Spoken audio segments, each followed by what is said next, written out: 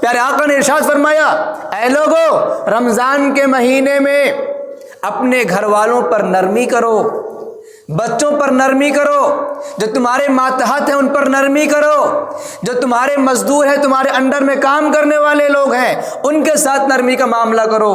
اگر تم تاجر ہو، تجارت کر رہے ہو تو اس میں نرمی کا معاملہ کرو، مزدور رکھتے ہیں تو ان کے ساتھ بھی نرمی کرنا ہے۔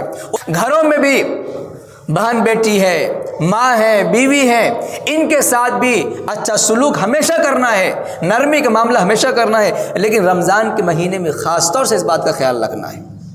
اگر کھانا بنانے میں، افطاری پکانے میں کچھ کمی رہ گئی ہے تو ڈانٹنا نہیں ہے، اس بات کو خیال میں رکھنا ہے کہ ہم روزے دار ہیں، وہ بھی روزے دار ہے، یا کم سے کم رمضان کا مہینہ چل رہا ہے۔ ہمارے نبی پاک علیہ السلام نے خاص طور سے رمضان کے مہینے میں نرمی کا حکم دیا ہے اور فرمایا کہ اس مہینے میں دن میں روزے رکھو اور رات میں قیام کرو۔ قیام کا مطلب تراویح کی نماز پڑھو۔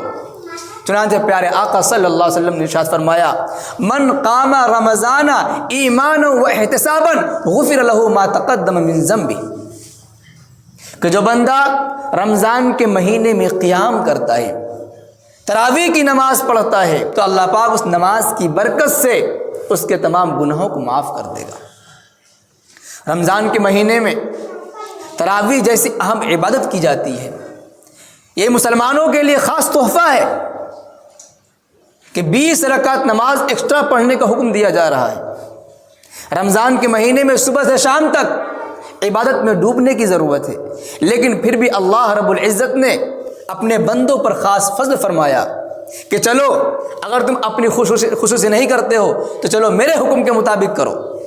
پیارے آقا صلی اللہ علیہ وسلم نے فرمایا کہ اللہ رب العزت نے رمضان کے مہینے میں تم پر ایک نماز بڑھا دیا ہے، ایک نماز کا اضافہ کر دیا ہے۔ وہ نماز کیا ہے؟ تراویح کی نماز ہے۔ اسی طریقے سے تراویح کے علاوہ تہجد کی بھی نماز ہے۔ تہجد کی نماز پورے سال پڑھی جاتی ہے، لیکن کتنے مسلمان پڑھتے ہیں؟ نہیں پڑھتے ہیں، نہیں اٹھ پاتے ہیں۔ لیکن رمضان کا مہینہ آ گیا، جس وقت ہم سحری کر رہے ہوتے ہیں، وہ سحری کا وقت ہی بہترین وقت ہے تہجد پڑھنے کا۔ سحری سے فارغ ہو جائیں، اب سحری سے فارغ ہونے کے بعد سونے کا مزاج بن گیا ہے، سونے کے مزاج کو ختم کرنے کی ضرورت ہے، وہی بہترین وقت ہے تہجد پڑھنے کا۔ اس وقت تہجد کا اہتمام کرنا چاہیے، کوشش کرنی چاہیے کہ ہم سحری کے لیے ختم ٹائم سے آدھا گھنٹہ پہلے اٹھیں۔ اگر 15 منٹ کے اندر آپ کھانے سے فارغ ہو گئے تو 15 منٹ کم سے کم آپ نماز میں لگائیں، قیام اللیل کریں، تہجد کی نماز پڑھیں۔ سال بھر تو موقع نہیں ملتا، لیکن یہ موقع مل رہا ہے، آپ کو اٹھنا ہی ہے روزہ رکھنے والوں کے لیے، سحری تو کرنا ہی ہے، اسی وقت میں کر لیا جائے۔ اور پھر سحری کا ٹائم ختم ہوتے ہی 10 منٹ کے بعد اذان ہوتی ہے، نماز کے لیے مسجد پہنچ جائے، تو تہجد کی بھی نماز ہو جائے گی، سحری کی برکت بھی حاصل ہو جائے گی، تراویح کا بھی اہتمام ہوتا رہے گا، اور پھر ٹائم ختم ہوتے ہی آپ مسجد پہنچ جائیں گے تو کچھ نہ کریں، کم سے کم تسبیح پڑھنے کا موقع مل جائے گا۔ پیارے آقا صلی اللہ علیہ وسلم نے ارشاد فرمایا کہ رمضان کے مہینے میں مسلمانوں پر 5 خصوصی انعامات کیے گئے ہیں جو کسی بھی پچھلی امتوں پر نہیں کیے گئے۔ کتنی 5 انعامات ہم مسلمانوں کو رمضان کے مہینے میں دیے گئے۔ 5 کیا کیا ہیں؟ نمبر 1، روزے دار کے منہ کی بدبو اللہ کے یہاں مشک کی خوشبو سے بہتر ہے۔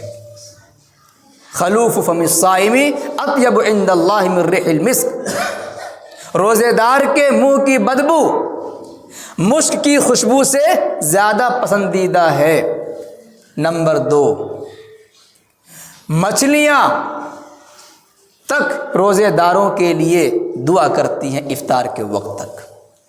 مچھلیاں دریا کے اندر، سمندر کے اندر بھی کیا کرتی ہیں؟ دعائیں کرتی ہیں۔ اس سے بڑی خوش نصیبی اور کیا ہو سکتی ہے کہ روزے دار کے لیے پانی کی مخلوق مچھلی بھی دعا کر رہی ہے۔ اور اس کے بعد نمبر 3، جنت روزانہ سنواری جاتی ہے مسلمانوں کے لیے، روزے داروں کے لیے جنت کو روزانہ سنوارا جاتا ہے، آراستہ کیا جاتا ہے۔